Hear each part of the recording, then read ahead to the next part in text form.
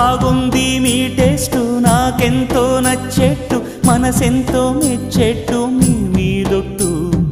అందుకే నే దిగి వచ్చా వంచని నా తల వంచ స్నేహ భావమా